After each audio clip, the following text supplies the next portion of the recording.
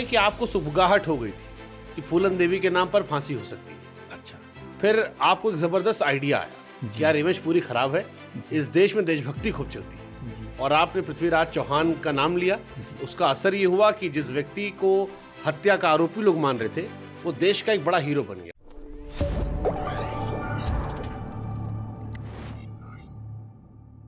एक एलिगेशन ये आता है कि हरिद्वार में शायद पेशी, कहीं पेशी थी आपकी उससे, जी जी जी, जब आप भागे थे वहां जी से, जी। और आया है कि आपको सुबगाहट हो गई थी कि फूलन देवी के नाम पर फांसी हो सकती है। अच्छा। ये जो दूसरा वर्ग कहता है कि जी, फूलन जी। फांसी हो सकती है। जी फिर आपको एक जबरदस्त आइडिया आया जी। कि यार इमेज पूरी खराब है, जी। इस देश में देशभक्ति खूब चलती है जी और आपने पृथ्वीराज चौहान का नाम लिया। जी। उसका असर ये हुआ कि जिस व्यक्ति को हत्या का आरोपी लोग मान रहे थे वो देश का एक बड़ा हीरो बन गया। और आज भी आपको इस देश में कई लोग नायक के तौर पर देखते हैं और बहुत सारे लोग, ये मैं आपसे भी कह रहा हूँ, जी जी जो आपको बहुत प्राउड फील करते हैं। जी शायद शक्ल से ना पहचाने, लेकिन अगर पता लग जाएगा शेर सिंह राणा है तो आ जाएंगे सेल्फी खिंचवाने कि भैया नमस्ते। जी जी। नहीं, देखिए क्या है कि जो जिस वर्ग की आपने बात की है, देखिए आप सबको तो सेटिस्फाई कभी कर नहीं सकते इस आलू लाइफ थोड़ी में। ना कि सब जांच टूट जाएगा। हाँ, मतलब सबके अपने अपने एजेंडे हैं या अपनी विचार है। बट मैं आपको बता दूं कि जिस समय मैं जेल से एस्केप हुआ 2004 में, तब तक हमारे कोर्ट की जो प्रोसीडिंग्स थी वो भी ठीक से स्टार्ट नहीं हुई थी। मेरे केस में करीब 200 गवाह थे और सिर्फ 2-3 गवाह हुए थे तब तक, जब मैं 2004 में एस्केप हुआ। तो इस तरह का तो मतलब केस किस तरफ जा रहा है ये तभी पता चलता है जब आपके आई विटनेसेस हो जाएं। मतलब ये आपको लगता है कि फांसियों से कोई सीन नहीं था? नहीं, अरे भाई, केस किस दिशा में जा रहा है ये भी तब तक कुछ नहीं हुआ था, क्योंकि तब तो चार्ज ही फ्रेम हुआ था। तो केस किस दिशा में जाएगा ये भी तब नहीं पता था। आप सोचो ना, 2004 में, और केस का जो फैसला आया वो आया 2014 में, तो 10 साल के बाद आया उसके। तो उस समय कुछ भी केस का क्या फैसला आएगा इस तरफ, मतलब मुझे नहीं, पूरे देश में किसी को भी नहीं मालूम चलेगा। हमको बताओ जेल से भागे कैसे, कैसे ये आइडिया आया कि भाग जाते हैं? नहीं, देखो आइडिया तो क्या है, उस समय तो जब ये घटना हुई, आपने बात की अफगानियों से, अब वो क्या है, मुंह से निकल गया। हाँ। अब मुंह से निकल गया तो जेल एक ऐसी जगह है, एक बार जो मैंने कमिटमेंट कर दी, नहीं कमिटमेंट कर नहीं दी। अगर आप जेल में क्या माहौल होता है आपस में, क्योंकि एक दूसरे के ऊपर टाइम पास करना है, तो जेल में आप ऐसा नहीं कि कुछ बोल के और निकल जाओ, अपना मोबाइल ऑफ कर लो। वो तो उन्हीं की शक्ल देखनी है सुबह अगले दिन भी, और शक्लें आपको देखनी है 10-10 साल, 20-20 साल। तो अगर आपने कोई बात ऐसी बोली है जिस पर वो आपको छेड़ सकते हैं, मजा ले सकते हैं, तो वो वहाँ पे आपका स्टार्ट हो जाएगा। अब मेरे मुंह से ऐसी बात निकल गई कि भाई मैं तिहाड़ से निकलूंगा और अफगानिस्तान जाऊंगा, पुष्पा हूं मैं, फ्लावर नहीं फायर हूं। तो ये तो बहुत बड़ी छेड़ने की बात हो गई। तो नेक्स्ट मॉर्निंग क्या है कि जैसे ही सुबह 6 बजे गिनती खुलती है जेल की, तो 7 बजे जैसे, मतलब 6 बजे लोग बाहर आ जाते हैं, आपस में बातचीत करते हैं। तो अगले दिन ही जो है, हाँ जी, भागे नहीं तुम? हाँ, नहीं, अरे भाई राणा जी आप तो यहीं हो, हम तो सोचते थे अफगानिस्तान चले गए होंगे। तो उन्होंने जो है वो अपना छेड़ना जो है वो शुरू कर दिया, मजाक करने लगे। तो एक जो माइंड है वो मेकअप होता चला गया, मन बनता चला गया, ईगो हर्ट होता गया आपका। हाँ, और आप यकीन नहीं करेंगे, जब मैंने ऐसा इमेजिन करना स्टार्ट किया कि अब मेरे को जेल से निकल के वहाँ पे जाना है अफगानिस्तान, तो मैं जैसे रात को जब सोता था तो इमेजिनेशन करता था कि वो कब्र जो है वो ऐसी होगी और ऐसे मैं निकल जाऊँगा। और आप मतलब यकीन नहीं करेंगे, मैंने अफ़गानिस्तान जब मैं पहुंचा तो मैंने बहुत सारी कब्रों के पास जाके छानबीन करी, और लास्ट में जो रियलिटी, मतलब वहाँ बहुत दूर पहुंच गए अभी हम नहीं, आराम से। हाँ, मतलब मैं ये बता रहा हूँ कि जो मेरे को एक तरीके से जो इमेजिन करता था ना, बिल्कुल वैसा ही जो जगह थी ना वो मुझे वहाँ पर देखने को मिली। मैं जाऊंगा वहां तक, इमेजिन करूंगा मैं। अब आपको छेड़ दिया गया, आपका ईगो हर्ट हो गया, आपने कहा सब कुछ करने का लेकिन ईगो हर्ट नहीं करने का।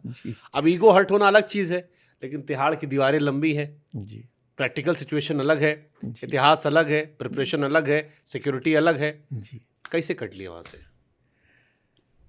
कैसे कट लिए, देखिए जो तो चार्ल्स शोभराज को तो जानते हो, पैसे वाला आदमी था, उसका एक्सेस था, उसने जेलर साहब को नौकरी दिलाई थी, गुप्ता जी को। देखो जो चार्ल्स शोभराज हैं उनकी जो एस्केपिंग है हाँ। उसमें क्या है कि धोखा है। धोखा कैसे है कि जेल के जो ऑफिशियल्स थे उनके दिमाग में उनकी बहुत हाई इमेज थी, और वो जेल की जो डीओडी थी जहाँ पे सभी का एक्सेस नहीं होता, तो वहाँ पे उनकी इजी एक्सेस थी। प्लस वो लोग अपने मतलब इतना कॉन्फिडेंट थे, कॉन्फिडेंस इतना आपस में बना हुआ था कि वो मतलब उनके लिए खाने पीने की चीज़ें और उनके द्वारा खाने पीने की चीज़ें एक्सेप्ट कर लेते थे। तो उन्होंने क्या किया, वो कॉन्फिडेंस जीता हुआ था, और जब भरोसा तोड़ के भाग गए। हाँ मतलब चीज़ें दिए खाने पीने के लिए और वो बेहोश हो गए। लेकिन जैसे कि जब मैं एस्केप हुआ तो मैंने एक डिबेट देखी थी, उसमें किरण बेदी मैडम थी, सीबीआई के एक पूर्व डायरेक्टर थे जोगिंदर सिंह जी, वो भी थे, और भी कई लोग डिबेट कर रहे थे। तो किरण बेदी मैडम ने एक बात बोली कि भाई जो शेर सिंह की जो एस्केपिंग है वो दूसरों से थोड़ी अलग है। इसमें क्या है, उसने मैंने किसी को धोखा नहीं दिया, मैंने किसी को धक्का नहीं दिया, मैंने किसी को हानि नहीं पहुंचाई।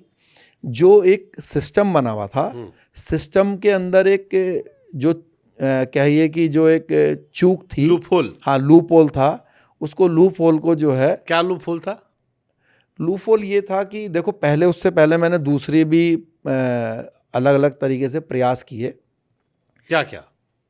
भाई पहले तो मैंने ये सोचा कि मेरे को मतलब बाय फोर्स जाना चाहिए। जो लोग कांड कर रहे हैं वो सुन ले, हाँ मतलब काम आ मैं सकता है। नहीं, मैंने पहले सोचा कि भाई बाय फोर्स जाना चाहिए, बट फिर मैंने उसको हटा दिया माइंड से, क्योंकि बाय फोर्स जाने में क्या है कि आपको सामने वाले को हानि करनी पड़ सकती है, जो कि मेरी इंटेंशन दूर दूर तक थी ही नहीं। वैसे डबल मामले में जेल फंसोगे, नहीं, भागोगे भी, फिर इसके लिए भी पकड़ेंगे, एक और चार्ज फ्रेम हो जाएगा। हाँ नहीं, देखो वो तो भागने का तो फ्रेम होएगा ही, बट आपका एक मन भी होता है ना, लेकिन पुलिस वाले कि भाई मार के भागोगे तो फिर पुलिस वाले बिल्कुल ही पीछे पड़ जाएंगे। हाँ नहीं, वो देखो पीछे पड़े या ना पड़े, लेकिन क्या है कि आपकी मेंटालिटी भी होती है ना, भाई आप नहीं हानि करना चाह रहे, हम किसी को मार पीट के नहीं जा रहे। हाँ अपने फायदे के लिए क्यों किसी की लाइफ ले लें या बात। किसी को नुकसान कर दें, तो वो उससे लाइन से ही हटा दिया, क्योंकि वो वैसे पॉसिबल नहीं हो पा रहा था। तो बाय फोर्स में नुकसान हमें नहीं करना। तो फिर एक और दूसरी मतलब जो ये शोभराज जी का तरीका था, लड्डू, हाँ लड्डू या कुछ भी चीज़, वो भी बर्थडे बना के खिला के भाग जाओ। मतलब वो भी उसमें भी पॉसिबिलिटी कम थी। दूसरी बात है कि उसमें भी सामने वाले को नुकसान हो सकता था, क्योंकि जब आप सामने वाले को कुछ दोगे, जैसे शोभराज जी ने दिया होगा, या मान लीजिए हम भी किसी को देंगे अगर नशे की, तो उसमें कई बार जो है इंसान मर भी जाता है, क्योंकि आप जो डोज दोगे उसमें तो वो कभी कभी हैवी हो जाती है और मर सकता है। तो वो भी फिर हमने नहीं चाहा कि भाई किसी को कोई हानि हो जाए। तो फिर ये जो सिस्टम में जो लूप होल था, ये क्या लूप होल था? क्या है कि जब ये लोग जो दिल्ली पुलिस है उसकी एक बटालियन है जिसका काम है जेल के अंदर जो भी लोग हैं उनको जो कोर्ट डेट्स हैं उस पर प्रस्तुत करना। तो क्योंकि काफ़ी समय से मैं कोर्ट डेट्स पर जा रहा था, तो ये मैंने वॉच किया कि भाई ये लोग किस तरीके से आते हैं और कैसे जो है जेल वाले जो है उसको सुपुर्द करते हैं किसी पुलिस वाले हाँ किसी एक्यूज को, हेयरिंग पे, हाँ हियरिंग पर। तो मैंने देखा कि जो जेल अधिकारी हैं वो कोई भी जो डॉक्यूमेंट्स हैं मतलब वो देख नहीं रहे हैं, है ना, जो कि देखना चाहिए। तो जब मुझे लगा कि भाई इस तरीके से अगर कोई पुलिस वाला बन के आ जाता है असली पुलिस वालों से पहले, तो ये जेल वाले हमें उसके हैंडओवर कर सकते हैं। तो फिर कुछ बंदों को मैंने इसके लिए प्रिपेयर्ड किया, और जिस दिन मेरी एस्केपिंग हुई 17 Feb 2004 की ये बात है, तो क्या हुआ कि जो असली पुलिस वाले हैं वो देर से आए। हाँ, वो एक्चुअली क्या हुआ कि उनकी गाड़ी पंचर हो गई। इसीलिए मैं आपसे बोल रहा हूँ कि ये ईश्वर की भी इच्छा थी कि मैं जेल से एस्केप हो जाऊँ। आपको मज़ेदार बताऊँ कि एक दिन पहले क्या हुआ कि मेरी मुलाकात आई, तो मैं मुलाकात से जा रहा था, तो एक जब जा रहा था मतलब मुलाकात करने के लिए जा रहा था, तो एक जेल के अंदर साधु सन्यासी एक बंद थे, और वो जेलर से बात कर रहे थे अंदर की साइड में, जेल के अंदरूनी हिस्से में। तो जब मैं जा रहा था तो उन्होंने मुझे आवाज़ दे के बुला लिया। तो मैंने कहा स्वामी जी प्रणाम। कह रहे आशीर्वाद है, ज़्यादा दिन तक जेल में नहीं रुकोगे आप। तो मैंने अपने मन में सोचा, अब मेरी तो थी एक प्लानिंग, तो मैंने अपने मन में सोचा कि कल ही निकल जाऊंगा। लग रहा आपका आशीर्वाद जो है बहुत। तो क्या हुआ, जब उन्होंने मुझे ऐसा कहा मेरा आशीर्वाद है, ज़्यादा दिन जेल में नहीं रहोगे, तो जो ऑफिसर था वो हंसने लगा। तो वो कहने लगा आपको पता है किस केस में है ये? तो कहने लगे कि हाँ सब पता है, लेकिन मैंने आशीर्वाद दे दिया। तो वो कहने लगे कि ये दिल्ली है स्वामी जी, यहाँ पे कुत्ते का भी मर्डर लग जाए ना किसी के ऊपर तो 5 साल जेल में रहना पड़ता है।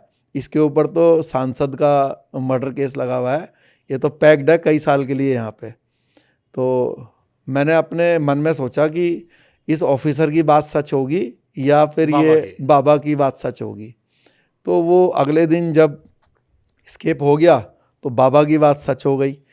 तो क्या है, जो असली पुलिस वाले हैं वो तो टाइम पर ही आ जाते, लेकिन क्या हुआ कि उनकी गाड़ी पंचर हो गई। जब पंचर हो गई तो वो और आधा पौन घंटा लेट हो गए। अदरवाइज जो हमारे जो बंदे थे जो आ रहे थे वो ये भी। बंदा आप बाहर से कैसे सेट किए कि भैया तुम वर्दी पहन के आना, सेम टू सेम वर्दी मिल गई? नहीं, वर्दी तो आपको पता है कि बड़ी कॉमन चीज़ है, वो तो आप लो और सिलवा लो कहीं से भी। तो ये तो कोई खैर बड़ी चीज़ नहीं है, बट वो कॉन्फिडेंस कहाँ से आया? हाँ, ये जो कॉन्फिडेंस वाली जो बात है कि यार मतलब ये तो अवध ओझा के स्टाइल में कहे तो राजा बनने की टेक्निक है।